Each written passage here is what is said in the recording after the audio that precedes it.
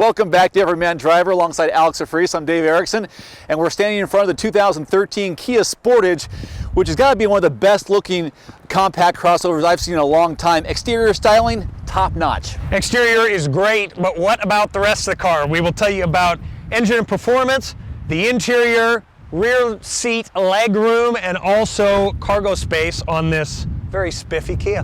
Everyman Driver starts now.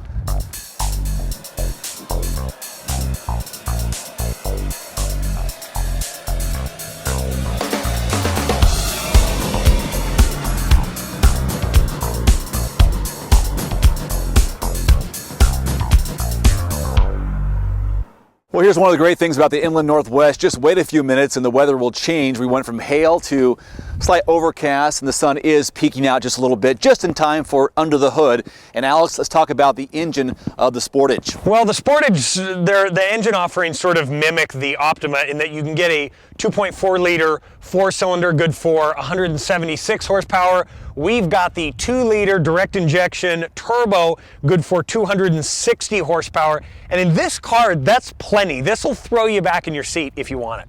As far as gas mileage, though, this is a little bit disappointing. It's rated at 20 in the city and up to 25 on the highway. That sounds great, but we put about 150 miles on it this week so far. We don't get a lot of time with it, but just under 20 miles per gallon on average.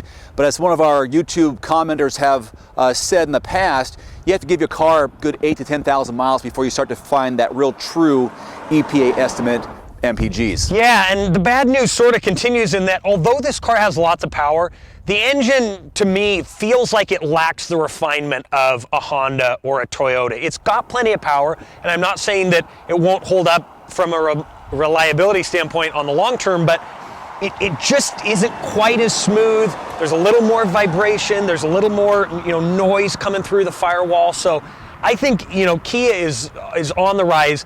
Give them another 5 years with this engine lineup to really perfect it, and I think it's going to be awesome.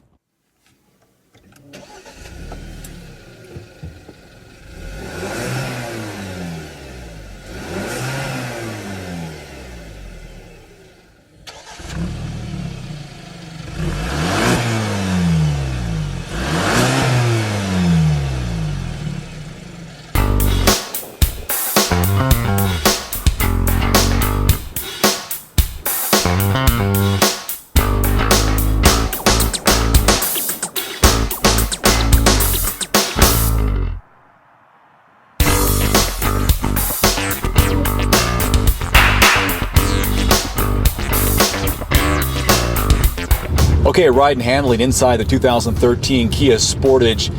Trying to put aside how gorgeous this car is on the outside.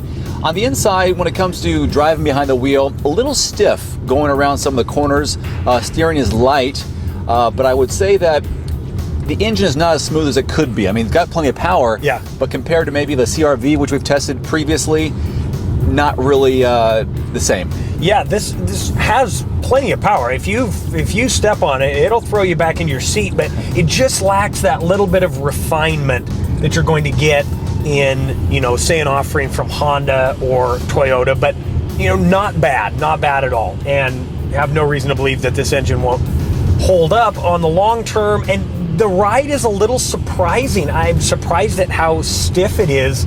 Just being sort of a Kia SUV, it's quite sporty, and I think maybe a little too sporty for this segment. I think most people that drive this, I know you can't believe it's me saying too sporty, but most people that are going to drive this aren't looking for that sporty edge. I think they're mostly just looking for, a good-looking grocery getter, especially when, the steering is still really light. So there are things about it that I wish they would tone down just a little bit, but overall, fairly good when it comes to ride and handling. And the features that we've got on this really are pretty impressive for basically 32 grand. Well, if you're looking for something sporty, then I think the Kia Sportage, it's in the title. Don't be surprised if you're going to get a sporty vehicle with a Sportage. Well, they call it a Sportage. That's like you go in the Sportage to play sports. I think that's where it comes from. Okay. So the ride and handling aside, interior-wise, I really like how this is laid out.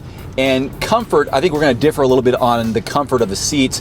And one thing I will say that I don't like, and which becomes apparent right away, is that I feel a little bit closed in. Yeah. Whether it's this entire dashboard or how close the doors are. I mean, we're sitting actually a little closer for the camera, but I still feel like we're kind of close. Yeah, well, closer than I want to be with this guy. He forgot to wear deodorant today.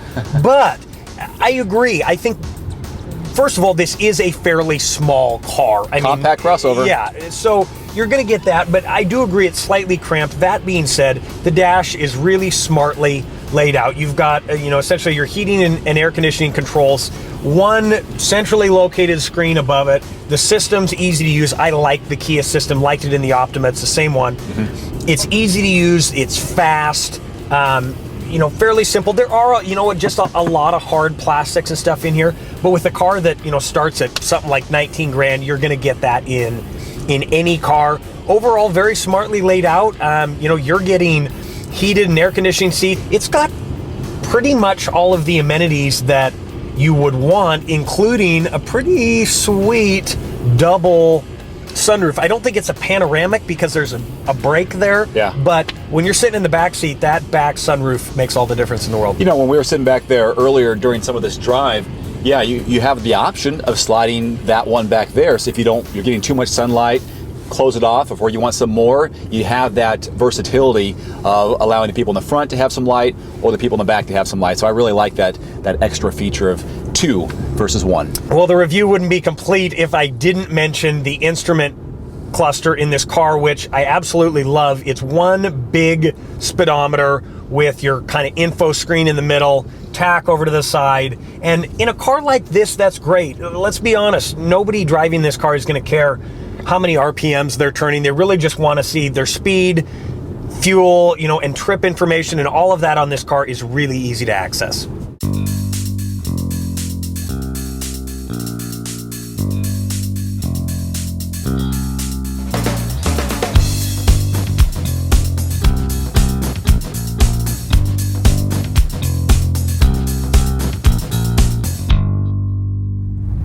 New features on the external styling for the Sportage in 2013 are a revised Kia badge on the hood, liftgate, and steering wheel.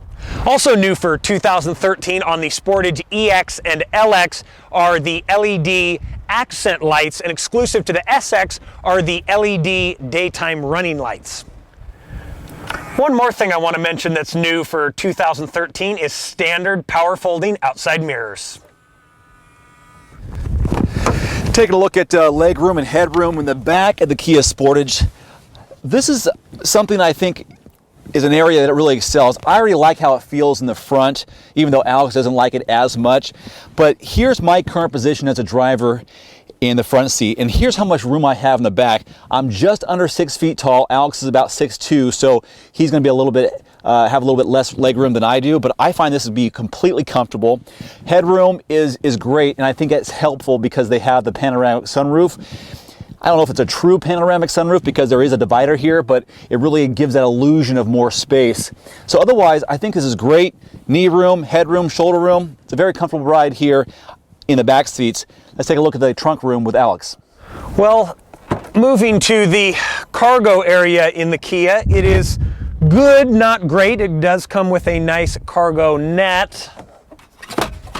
And it's got a subwoofer in the back here. Probably lacks in room compared to much of the competition, but good for most of your needs. If we look underneath here, you've got an organizer for all of your oversized paper clips and rubber bands. And underneath that, a full-size spare tire. Now these seats do go down with latches here in the back, although you might want to take the whole cargo net assembly out to really utilize all of that backseat space. So Alex, the MSRP on the 2013 Kia Sportage SX all-wheel drive is $28,400. We have a few extra options on here, including the premium package, so we're closer to $32,400. Seems kind of like a spendy car, doesn't it? Well, it is a spendy car, but you're getting a lot of car. You're getting almost every feature you kind kind of can think of. You're getting navigation, you're getting a stereo, you're getting 2 sunroofs, you're getting a 260 horsepower engine. So there is a lot of car here, a little bit like the Optima we tested a month or so ago. You know, this is sort of the top of the line for a Kia, and even though it's an entry-level brand, there's a lot to this car. And this looks really sharp, whether it's the wheels, the overall styling of the car, the daytime LED running lights, the way the side mirrors are, the whole shape of it. I think it's a really sharp looking car, a little spendy for my tastes in this segment, in the compact crossover segment, but overall pretty decent. I can see a young family starting out with one of these. Absolutely. You know, across the line, this is going to run, you know, $2,000 to $3,000 less sort of at every level than, say, a Honda CR-V or a Toyota RAV4. So you are getting a little more value. That being said, I think those cars, you know, the Mazda CX-5, all 3 of those cars are going to be a little more refined, but you're going to get more options and more features, more car for your money, if you will, with this than you will with those. And I actually would spec this car the way it is. I love the accents that they've done. I love the red color. This is really a solid rig. Pretty happy with it. So on a scale of 1 to 10, what would you give it? I'll give it an 8. I think the engine could be a little smoother, and the ride, although it's sporty, I think could be a little smoother as well. I don't think it needs to be quite as sporty as it is. But overall, I think Kia's done a great job, and you see a lot of these on the road for good reason. So 8 out of 10. It's a very competitive marketplace and segment. I give it a high 7, low 8, just because there's some other great cars out there that compete with it, but nothing terribly wrong with it. Yeah. I mean, high 7, low 8, that's a pretty good score, I would think. Yeah. So for Alex DeFries, I'm Dave Erickson. Thanks so much for watching Everyman Driver. We'll see you next time.